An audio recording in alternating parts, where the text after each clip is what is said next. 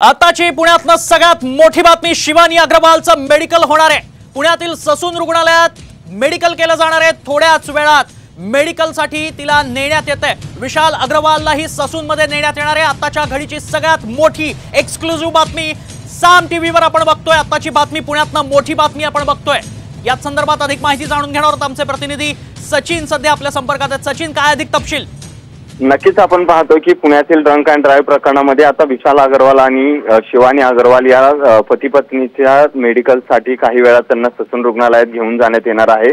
उद्या या दोघांनाही कोर्टामध्ये हजर करण्यात येईल। त्यांच्यावर ड्रंक अँड ड्राईव्ह प्रकरणातील ब्लड सॅम्पल फेरफार प्रकरणातील आरोप आहे आणि त्या संदर्भात आता त्या दोघांची चौकशी करण्यासाठी पोलीस आधी त्यांचा मेडिकल रिपोर्ट करतील आणि त्यानंतर त्यांची चौकशी केल्यानंतर उद्या त्यांना पुण्याच्या सत्र न्यायालयामध्ये हजर करतील। त्यामुळे आता ब्लड फेरफार प्रकरणामध्ये ससूनच्या अजून काय नव्याने समोर येतं हे पाहावं लागणार आहे। कारण ब्लड फेरफार प्रकरणामध्ये पुण्यातील ससून रुग्णालयावरती ठपका ठेवण्यात आला होता आणि त्यामध्ये जवळपास 2 डॉक्टर आणि कर्मचाऱ्यांना अटक करण्यात आली होती। त्यानंतर आता या दाम्पत्याची चौकशी त्या संदर्भात होणार आहे। सचिन, या निमित्तानं अनेक प्रश्न उपस्थित झालेले पाहायला मिळतात। शिवानी अग्रवालचं मेडिकल आता केलं जाणार आहे, मात्र त्याआधी तिची काही चौकशी झाली आहे का? तिने काही पोलिसांना माहिती दिली आहे का? याबाबत काही माहिती मिळाली आहे?